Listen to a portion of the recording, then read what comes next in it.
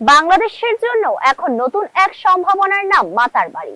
কক্সবাজারের এই ছোট্ট উপকূলীয় এলাকা এখন হয়ে উঠেছে আঞ্চলিক বাণিজ্য আর কূটনৈতিক কৌশলের কেন্দ্রবিন্দু। সমুদ্র পথে বাণিজ্যের সম্ভাবনা খুলছে এই বন্দরে। জাপানের দুটি বড় কোম্পানির সাথে হাত মিলিয়ে বাংলাদেশ এখন চোখে চোখ রাখবে ভারত নেপালের সাথে। আর ভারত ভুটানকে সমুদ্র বন্দর দেখতে হলে বাংলাদেশেই আসতে হবে, এমন মন্তব্য প্রফেসর ইউনুস আগেই করেছিলেন। বাস্তবে এখন তারই প্রতিফলন দেখা যাচ্ছে। বিস্তারিত প্রতিবেদনে। দক্ষিণ এশিয়ার ভূরাজনীতিতে বাংলাদেশ এখন নতুন এক শক্তির নাম। সমুদ্রপথে বাণিজ্য, আন্তর্জাতিক ট্রানজিট আর আঞ্চলিক আধিপত্য সবকিছুর কেন্দ্রে এখন বাংলাদেশের মাতারবাড়ি। আর এই নাটকীয় উত্থানের পেছনে রয়েছে বিচক্ষণ কৌশল, পরিণত সিদ্ধান্ত আর সময়োপযোগী নেতৃত্ব। ডক্টর মোহাম্মদ ইউনুসের নেতৃত্বে বাংলাদেশ যেন এক নতুন রূপে নিজেকে প্রকাশ করছে, নিজস্ব কণ্ঠে, নিজের পথেই।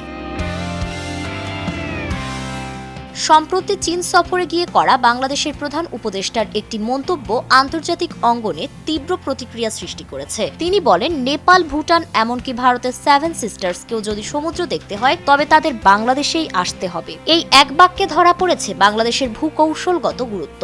সমুদ্র বন্দরের নিয়ন্ত্রণ মানেই অর্থনৈতিক প্রবাহের দখল। এটি এখন আন্তর্জাতিক কূটনীতির বাস্তবতা। বহুদিন ধরে চীন, ভারত ও যুক্তরাষ্ট্র বাংলাদেশের বন্দর নিয়ে নিজেদের মতো করে প্রভাব বিস্তার করতে চাচ্ছিল, কিন্তু এবার বাংলাদেশ জাপানের সঙ্গে হাত মিলিয়ে সিদ্ধান্ত নিয়েছে নিজের মতো করে। মাতারবাড়ি গভীর সমুদ্র বন্দর নিয়ে বাংলাদেশের এই মহাপরিকল্পনা হঠাৎ কোনো সিদ্ধান্ত নয়। 2012 সালে চীন সোনাদিয়ায় গভীর সমুদ্র বন্দর নির্মাণে আগ্রহ দেখালেও ভারতের আপত্তি ও যুক্তরাষ্ট্রের চাপের মুখে সেই পরিকল্পনা বাতিল হয়। তবে বাংলাদেশ থেমে থাকেনি। জাপানের সহযোগিতায় মাতারবাড়িতে বিদ্যুৎ প্রকল্প শুরু হয়, আর সেখান থেকেই জন্ম নেয় নতুন সম্ভাবনার গল্প। এই মাতারবাড়ি আজ হয়ে উঠেছে বাংলাদেশের অর্থনৈতিক ভবিষ্যতের কেন্দ্রবিন্দু।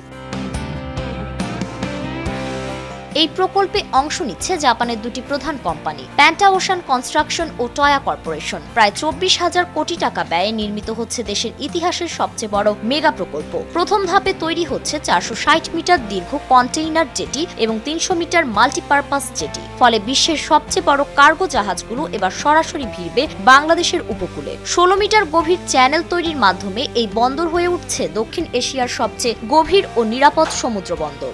এই বন্দর শুধু বাংলাদেশের জন্য নয়, ভারতের উত্তর পূর্বাঞ্চল, নেপাল ও ভুটানের জন্য হয়ে উঠবে সমুদ্রের একমাত্র নির্ভরযোগ্য গেটওয়ে। ট্রানজিট সুবিধা, দ্রুত পণ্য পরিবহন, কম খরচে আমদানি রপ্তানি সব মিলিয়ে মাতারবাড়ি হয়ে উঠেছে দক্ষিণ এশিয়ার নতুন কেন্দ্র।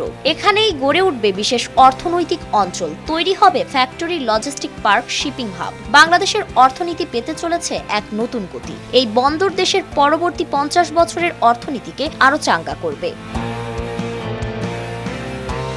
অন্যদিকে চীন কিন্তু বসে নেই। তারা মংলা বন্দরের আধুনিকায়নে কাজ করছে। বঙ্গোপসাগরে নিজেদের প্রভাব বজায় রাখতে চায় তারা। যুক্তরাষ্ট্রও চাইছে এই অঞ্চলকে ব্যবহার করতে, বিশেষ করে জ্বালানি নিরাপত্তার প্রশ্নে। তবে বাংলাদেশ এবার পরিণত এক কৌশলে সবাইকে পাশ কাটিয়ে জাপানের মতো নিরপেক্ষ, প্রযুক্তি অগ্রসর ও কূটনৈতিকভাবে গ্রহণযোগ্য অংশীদারকে বেছে নিয়েছে। এতে চীন বা ভারতের সঙ্গে সংঘাতের সম্ভাবনা নেই। আবার যুক্তরাষ্ট্রও জাপানের অংশগ্রহণে সন্তুষ্ট।